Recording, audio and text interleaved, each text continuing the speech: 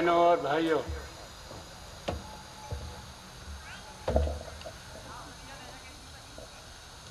मैं यहाँ सुबह 10 बजे आ गया था। चंद्रकीर्ति जी मेरे पास गए थे, तो मैं सबसे पहले उनका बहुत धन्यवाद करता हूँ कि उन्होंने मुझे यहाँ आने का मौका दिया है। दूसरे, बुद्धिस्ट मिशन चैरिटेबल ट्रस्ट जो है, सोनलाल जी गींडा, ये जो जगह उनके कोशिश के कारण ये बनी है, उनको भी मैं आज बहुत शाबाश और धन्यवाद देता हूँ। आप पंजाब की धरती पे आए हैं, आप सबका बहुत बहुत स्वागत है। मैं 91 साल की उम्र में हूँ, वन में शुरू हो गया है और मेरे चोट लगी है। इसके बावजूद भी मैंने सोचा कि मैं वहाँ जाके ज़रूर अपनी बात को कहूँगा। लोग बाबा साहब अम्बेडकर को कई ढंगों से जानते हैं। कोई कहता है बधान बनाया, कोई कहता है ये किया, कोई कहता है एजुकेशन का बहुत काम किया है। लेकिन मेरी नज़र में सबसे बड़ा काम बाबा साहब अम्बेडकर ने जो किया, वो इस देश में बुद्ध धर्म को फिर से बहाल करने का काम है, जो सबसे बड़ा काम है। अब मैं आपको सिर्फ 2-3 बातें बताना चाहूँगा, जब कहेंगे ख़त्म कर दूँगा। देखिए,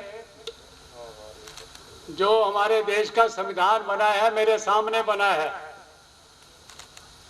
किसने बाबा साहब की कलम रोकी, किसने रुकावट डाली, वो सब मेरे पास हुआ, सामने हुआ है। मैंने डॉक्टर अम्बेडकर और भारतीय संविधान किताब भी इसलिए लिखी है। तो मैं जब बाबा साहब ने आखिरी भाषण संविधान पास कराने के लिए दिया, तो उसमें जो सबसे खास बात उस भाषण में है, वो ये, बाबा साहब ने कहा कि लोकतंत्र भिक्षु संघ ने दिया है। ये उनके शब्द हैं, लोकतंत्र भिक्षु संघ ने दिया। जब भिक्षु थे, इकट्ठे होते थे, तो उनकी सभा के अंदर वही कुछ होता था जो लोकतंत्र के वे में होता है। ये बाबा साहब के शब्द हैं कि लोकतंत्र कोई नई नहीं है, ये बौद्धों ने दिया हुआ विचार है। ये बाबा साहब का ऐसा कहना है। अब उनका एक भाषण जो ऑल इंडिया रेडियो पे हुआ, वो कहते हैं 3 बातें, लिबर्टी, इक्वलिटी, फ्रेटर्निटी। मैं इसकी व्याख्या करूंगा। लिबर्टी का मतलब आज़ादी, स्वतंत्रता। जब हम स्वतंत्रता कहते हैं तो इसमें दिमाग की मानसिक स्वतंत्रता भी शामिल है। बाबा साहब अम्बेडकर एक जगह लिखते हैं कि एक आदमी जेल में है, उसके विचार स्वतंत्र हैं, दिमाग स्वतंत्र है, वो आज़ाद है। एक आदमी सड़क पे घूम रहा है, लेकिन उसके दिल दिमाग स्वतंत्र नहीं है, तो वो गुलाम है, वो आज़ाद नहीं है। तो पहली बात लिबर्टी, आज़ादी, स्वतंत्रता, दिल दिमाग की आज़ादी चाहिए। आज देश कहाँ खड़ा है? पूरा देश रूढ़िवाद की चक्कर में है। कोई सूरज को पानी दे रहा है और कोई सूरज में खड़ा होके, पानी में खड़ा होके उसको नमस्कार कर रहा है। पूरा देश रूढ़िवाद में डूब गया है। बाहर के देशों में भी धर्म है, लेकिन ऐसा नहीं है। तो बाबा साहब अम्बेडकर ने जो धर्म किस लिए चुना, मैंने आपको पहली बात लिबर्टी की बताई। दूसरी बात इक्वलिटी, बराबरता, मर्द औरत की बराबरता, समाज में बराबरता, ये है इक्वलिटी। तीसरी बात है फ्रेटर्निटी, यानी भाईचारा। भाईचारा, जब ऑल इंडिया रेडियो पे बाबा साहब का भाषण हुआ अक्टूबर 1954 को, तो उस भाषण में बाबा साहब कहते हैं किसी को ये वहम नहीं होना चाहिए कि मैंने ये फ्रांस की क्रांति से लिया है। फ्रेंच रेवोल्यूशन जो बहुत बड़ा क्रांति हुई है, बाबा साहब कहते हैं मैंने फ्रांस की क्रांति से ये भाषण नहीं लिया, मैंने अपने मास्टर बुद्धा, बाबा साहब के शब्द हैं, I took it from the teachings of my master the Buddha. मैंने अपने गुरु, मास्टर गुरु, मैंने बुद्ध की शिक्षाओं से ये 3 शब्द लिए हैं, लिबर्टी, इक्वालिटी और फ्रेटर्निटी। आज देश को किस चीज की जरूरत है? आज देश को इसी चीज की जरूरत है। तो आज जो आपका ये संघ ने काम शुरू किया है, मैं इसको बहुत अप्रिशिएट करता हूँ, बहुत उनको शाबाश देता हूँ कि उन्होंने एक बहुत अच्छा काम शुरू किया है। अब रुकावट क्या है? रुकावट क्या है? रुकावट बाबा साहब ने संविधान के द्वारा एक बुद्ध समाज, तर्कशील समाज, रैशनलिस्टिक सोसाइटी कायम करने की कोशिश की है। लोग संविधान पढ़ते हैं, अब तो पढ़ते ही नहीं, पढ़ते ही नहीं, पढ़ते तो समझते नहीं कि संविधान क्या करना चाहता है हमारे देश के अंदर। मैं केवल एक आर्टिकल का हवाला देता हूं, आर्टिकल 13, अनुच्छेद 13। उसमें क्या कहते हैं बाबा साहब, क्या लिखा है? इसमें बड़ी बहस हुई, मेरे सामने बहस हुई। उसमें है आर्टिकल 13 में कोई कानून, ये मैं संविधान के शब्द दोहरा रहा हूं, कोई कानून, कोई रूल, कोई रेगुलेशन, कोई ऑर्डिनेंस, कोई नोटिफिकेशन, कोई कस्टम, कोई जूजेस, ये है उसमें कि जितने भी ये है 13 अनुच्छेद में, अगर फंडामेंटल राइट जो मौलिक अधिकार है उससे टकराते हैं तो ये तमाम खत्म होंगे। 13 आर्टिकल कहते हैं ये जीरो, संविधान हीरो। अब जीरो का मतलब पता है क्या है? एक कमीशन बनना चाहिए था, कमीशन बनता जो देखता कौन कौन से प्राचीन ग्रंथ फंडामेंटल राइट के मौलिक अधिकारों के खिलाफ हैं, तो वो कमीशन जो दो ही प्राचीन ग्रंथ हैं, वेद, उपनिषद, बाकी सब बाद का है। अगर आपको किसी को शक हो तो बाबा साहब के ग्रंथ पढ़ो, doctor Baba Saheb Ambedkar writing and speeches 2 number, 3 number, 5 number, ये तमाम बात के हैं। किस लिए लिखे गए? इसलिए लिखे गए कि बुद्धिज्म का मुकाबला करने के लिए, बुद्धिज्म को चुनौती देने के लिए। और तो और आप जितने भी धर्म है, मैं सबका आपको थोड़ा थोड़ा बता देता हूँ। ईसाई धर्म में जो पर्वत पे उपदेश है वो कहाँ से लिया गया? बौद्धों से लिया। ये आपके हमारे ब्राह्मण जो भाई हैं यहाँ, उन्होंने देखा कि अब नहीं चलेगा हमारा मामला, उन्होंने गीता लाए। गीता में धम्मपद के श्लोक हैं, गीता में धम्मपद के श्लोक हैं। ये बाबा साहब की लाइब्रेरी में कश्मीर के एक जज ने किताब लिखी, वो मैंने पढ़ी बाबा साहब से मांग के।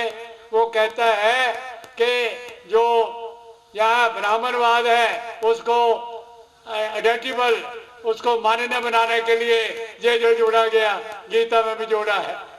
तो ऐसे जो तमाम चीजें देश के अंदर जोड़ी हैं। लेकिन मैं आपको कहना ये चाहता हूँ कि अगर औरतें 100 में 50 हैं, 100 में 50 हमारे देश के अंदर, और 100 में 60 नौजवान हैं, अगर ये अपनी बात मनवाने के लिए आ जाए तो देश की कायाकल्प बदल सकती है। ये देश दिन ब दिन पतित होता जा रहा है।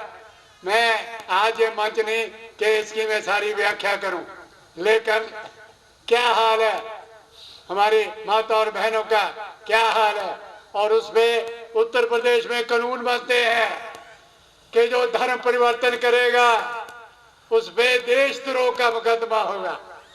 कैसे पागल लोग हैं, पागल। अरे बांध के रखना चाहते हो, पुरानी रूढ़िवाद से बांध के रखना चाहते हो, अब नहीं बांधेंगे। बाबा साहब बता गए हैं, आजाद हो जाओ, छोड़ो, तुम अब छोड़ो। बाबा साहब ने कहा था ना, मैं नर्क से छूटा, है ना उनके शब्द। जब उन्होंने दीक्षा ली, कहा मैं नर्क से छूटा। भाई हम नर्क से छूटना चाहते हैं, हमें छूटने दो, हमें आजाद होने दो, हमें गुलाम मत रखो। तो इसलिए आज बहुत बड़ी समस्या हमारे सामने पेश होने वाली है। बौद्ध धर्म 800 साल के बाद 1200 ईस्वी तक जहाँ बौद्ध धर्म था, 800 साल में सारी गड़बड़ हुई है। आज जो बाबा साहब ने नया इनकलाब, नया समाज बनाने का जो संकल्प रखा है देश के सामने, उसको आगे बढ़ने दो। और मैं डरने वाला आदमी नहीं हूँ, तो आपको पता है मेरे ऊपर 50 से ऊपर मुकदमे बन चुके हैं, और बन जाएगा, कोई बात नहीं, वो भी देख लेंगे। लेकिन मैं स्पष्ट कहना चाहता हूँ रूढ़िवादियों से, मैं स्पष्ट कहना चाहता हूँ जो संविधान को खत्म करना चाहते हैं, मैं स्पष्ट कहना चाहता हूँ जो पुरानी संस्कृति लाना चाहते हैं, भाई समझ जाओ, समझ जाओ। अम्बेडकरी आपको ऐसा करने नहीं देंगे, बौद्ध आपको ऐसा करने नहीं देंगे। हम लड़ेंगे, लड़ेंगे, आखिरी वक्त तक लड़ेंगे, हम रुकेंगे नहीं। आपको समझ लेना चाहिए। हमें सिखा गए बाबा साहब कि जब नेकी खतरे में हो, ये बुद्ध धम्म में है, जब नेकी खतरे में हो, नेकी, तो लड़ने से परहेज मत करो। मैं बहुत देशों में गया हूं, कैसे कैसे उन्होंने अपनी आजादी हासिल की है, कैसे कैसे उन्होंने अपनी आजादी बरकरार रखी है। आज वो भावना, वो जज्बा हमें अपने अंदर पैदा करना है। आज और भी बहुत साथी बोलने वाले होंगे, अगर आपको किसी को भी कोई सवाल पूछना है तो स्टेज से चिट भेजो, मैं जवाब दे के फिर मैं यहाँ से जाना चाहूँगा, क्योंकि मेरी इतनी हिम्मत है कि मैं आपके सामने आया और अपने विचार थोड़े से रखे। और ठीक करूँ, बात करूँ तो हम आपको, भंते जी को, सभी भिक्षुओं को मैं एक निवेदन करना चाहता हूँ। हमारा पंजाब जो है ये डेरावाद का शिकार हो गया। डेरा समझते हैं, जो पुराने साधु हैं उन्होंने डेरे बनाए हुए हैं, उनके पास लाखों करोड़ों रुपए हैं। हमारे पंजाब में मूवमेंट जितनी आगे बढ़नी चाहिए नहीं बढ़ रही, उसका कारण डेरे हमारे रास्ते में रुकावट है। तो हमारे यहाँ कोई भिक्षु नहीं ठहरता पंजाब में, पता नहीं क्या बात है। हम पूरा उसको सहयोग देने के लिए तैयार है, खर्चा उठाने के लिए तैयार है और सारी सुविधा देने के लिए तैयार है। मैं भिक्षु संघ को आपके द्वारा ये प्रार्थना करूंगा, खाली महाराष्ट्र नहीं, सारा देश है, सारे देश को बुद्धमय बनाना है। उसके लिए भिक्षुओं को तन मन से काम करना चाहिए। मैं भिक्षु संघ द्वारा इसको अपनी तरफ से और पंजाब के तमाम लोगों की तरफ से बहुत बेनती करता हूँ, निवेदन करता हूँ कि आओ हमारा हाथ पकड़ो, हम आपको हर तरह का सहयोग देंगे। यहाँ प्रचार के लिए आप आइए, आपका हम स्वागत करेंगे। इन शब्दों के साथ मैं एक बार फिर भिक्षु संघ का, आप इतनी दूर दूर से आए हैं। कई तो लोग कहते मैं 8 साल का था जब आपका भाषण सुना, तो अब वो बातें रिपीट नहीं करना चाहता। मैं जितना हूँ उसके लिए तैयार हूँ। आप सबका फिर एक बार बहुत बहुत धन्यवाद करता हूँ और भिक्षु संघ को भी बहुत बहुत प्रणाम करता हूँ कि जो उन्होंने बीड़ा उठाया है। ये देश में एक बदलाव पैदा करने का बहुत जरिया है। बहुत बहुत धन्यवाद। नमो बुद्धाय।